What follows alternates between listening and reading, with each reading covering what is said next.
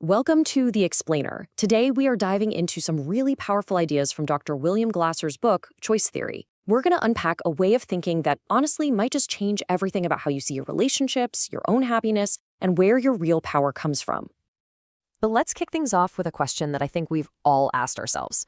Why is it so incredibly hard and just frustrating to get other people to change? You know that feeling, right? Like you're just banging your head against a wall, trying to get your partner, your kids, or maybe a coworker to see things your way. Well, that exact feeling is what we're going to get to the bottom of today. You see, according to Glasser, the reason we struggle so much is that we're all running on this default programming he calls external control psychology. It's kind of the world's default setting. But here's the good news. There's a powerful alternative, like a whole new operating system called choice theory. And that is our path to real personal freedom. All right, so let's really dig into this problem, this default setting. External control is the psychology we all just use. We don't even think about it. It's so baked into how we see the world that it feels like plain old common sense. And this quote from Glasser just nails it. This automatic reaction to pressure, to bribe, to punish, to try and force people to do what we want, he says this is the direct cause of so much of our unhappiness. We nag, we criticize, we use rewards and punishments, all trying to manage the world outside of ourselves, and it's just making us miserable. So this whole misery-making machine is built on three core beliefs. First, we think external things make us do stuff. You know, the phone rang, so I had to answer it. Second, we honestly believe we can make other people do what we want. And third, and this is a big one, we feel like we have the right, maybe even a duty, to punish or reward them to get them to fall in line. This whole mindset basically guarantees conflict. But what if that whole foundation is just wrong? What if those common sense ideas are actually complete myths? Well, that question brings us to the absolute core of the choice theory revolution. And here it is. This is the big paradigm shift. It sounds so simple, but it is incredibly profound. Just think about it for a second. You can't really control what your spouse does, what your kids choose, or what your boss decides. You definitely can't control the person who just cut you off in traffic. The only behavior you have 100% absolute total control over is your own. Now, to really get why this is true, we have to stop looking outside of ourselves for why we do things and start looking inside. Glasser says we're not just robots reacting to stuff. Nope, we are internally motivated beings, and we're all driven by a handful of fundamental built-in needs. And here they are. These 5 needs are basically the engine for everything you and I do. Everything. Think of them like the factory settings that are hardwired into every single one of us from the moment we're born. So you've got survival, that one's pretty obvious. Love and belonging, or deep need to connect with other people. Then there's power, which isn't about dominating people. It's about feeling competent, skilled, and listened to. Freedom is our need to make our own choices. And finally, fun, which Glasser calls our genetic reward for learning. Every single thing you do all day long is an attempt to satisfy one or more of these 5 needs. So, okay, if we all have the same basic needs, how do they turn into our specific personal desires? I mean, we don't just want love, right? We want love from a specific person.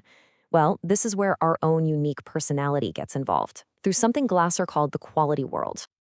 Think of your quality world like a small, very personal photo album in your head. It's filled with all the mental pictures of the people, the experiences, and the beliefs that you hold most dear. Basically, it's your personal highlight reel of everything that makes life feel good to you. So, first up in this album are pictures of the people we most want to be with. Your family, your best friends.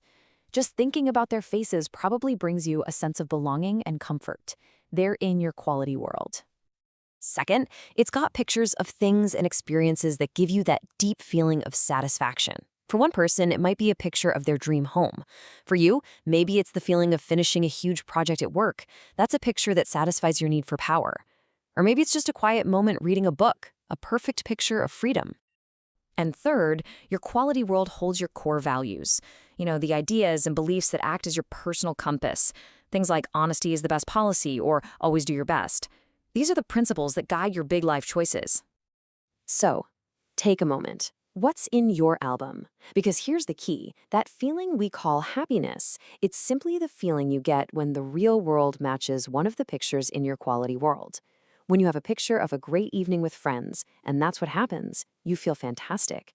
But if that evening doesn't go as planned, that mismatch between your picture and reality is what creates frustration. That gap is everything. Okay, so let's just connect all the dots here. Our 5 basic needs are the engine. Our quality world, that personal picture album, is the GPS, filled with all the destinations we want to get to.